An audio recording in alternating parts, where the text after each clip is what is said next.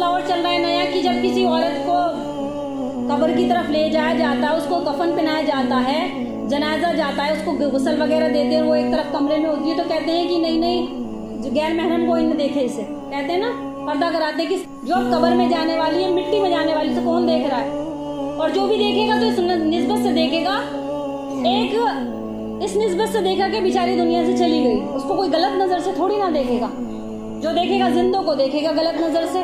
نظر خراب کہاں ہوتی ہے؟ زندوں کو دیکھ کے ہوتی ہے، مردے کو دیکھ کے کہاں ہوتی ہے؟ تو ہم میں فیشن کیا چل رہا ہے، ساری زندگی تو پردہ نہیں کیا، اب جب قبر میں جانے کا وقت آیا تو لوگ کہتے ہیں نہیں نہیں وہ غیر محرم کو جانے نہیں دیں گے، اس کو مت دیکھو۔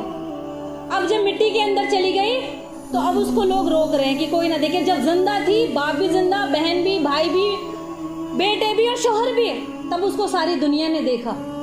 تو جب کسی خاتون کی تدفین ہوتی ہے تو اس وقت یہ اعلان کیا جاتا ہے کہ غیر محرم دور ہو جائے، قبر میں بھی محرم ہی اتارتا ہے۔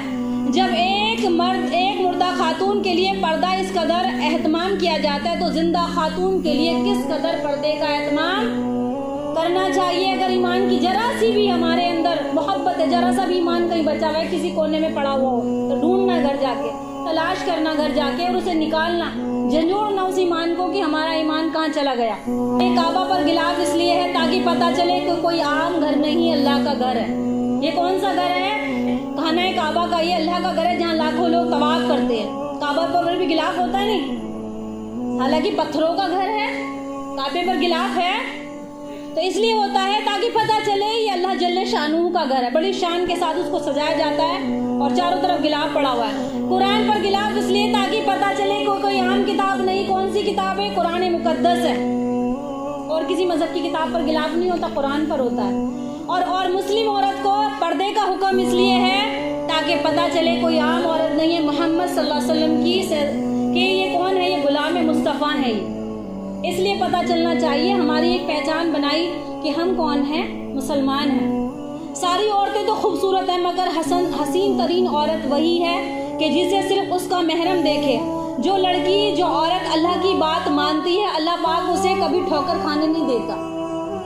ظاہر سی بات ہے ٹھوکر نہیں لگے گی ہماری زندگی، اور زندگی کہنے کو تو ویسے 1.5 دن کی ہے لیکن اس دنیا کے اعتبار سے بڑی لمبی لگتی ہے، بہت موڑ آئیں گے بچوں کی زندگیوں میں۔ اور فرمایا کہ عورت کی کل کائنات اس کی پاکیزگی اور حیا ہے، اور اسلام کی شہزادیاں تو پردے ہی میں اچھی لگتی ہیں، حیا ہی اس عورت کی اصل زینت ہے۔ ایمان والی عورت کا اصل زیور سونا چاندی نہیں بلکہ پردہ ہے۔ ایمان والی عورت کا اصل زینت کیا ہے؟ پردہ ہے، اور پردہ عورت کی عزت آبرو کا ضامن ہے، اور اس کی تعظیم تو فرشتے بھی کیا کرتے ہیں جو عورت پردہ کرتی ہے، فرشتے بھی اس کی تعظیم کرتے ہیں، انسان تو انسان، فرشتے بھی کیا کرتے ہیں۔ پردے کا ٹاپک اتنا بڑا ہے کہ کئی دن لگ جائیں گے اس کو بیان کرنے میں۔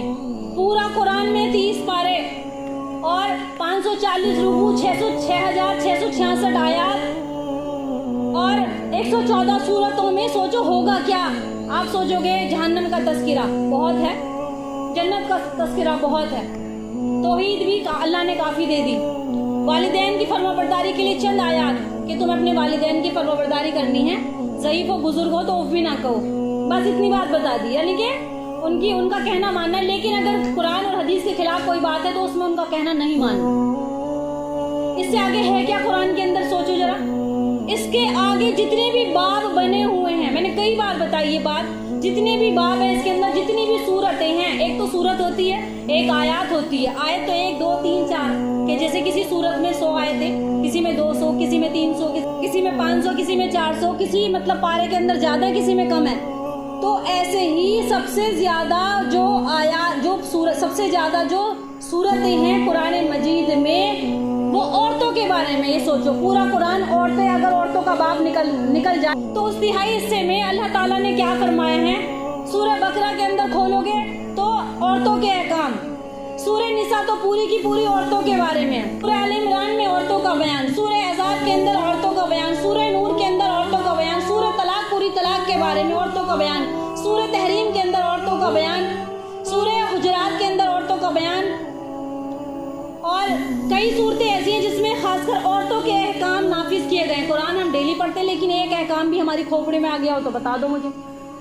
ڈیلی پڑھتے ہیں قرآن لیکن احکام سمجھیں گے تبھی تو پتہ چلے گا کہ قرآن کہتا کیا ہے۔ تو کہنے کا مقصد یہ ہے کہ قرآن مجید میں شوہر بیوی کے حقوق، بیوی کے شوہر پر حقوق، طلاق کے مسائل، نکاح کے مسائل سے پورا قرآن بھرا ہوا ہے، اور ماں باپ کے بارے میں چند آیات کہ ان کی تعظیم کرنی ہے، بڑھاپے کو پہنچ جائیں تو ان کو اف بھی نہ کہا جائے، باقی اثر کیا ہے شوہر اور میاں بیوی کے بارے میں۔ تو اب قرآن مجید کی آیتوں سے کیا ثابت ہوتا ہے پردے کے بارے میں وہ سنو۔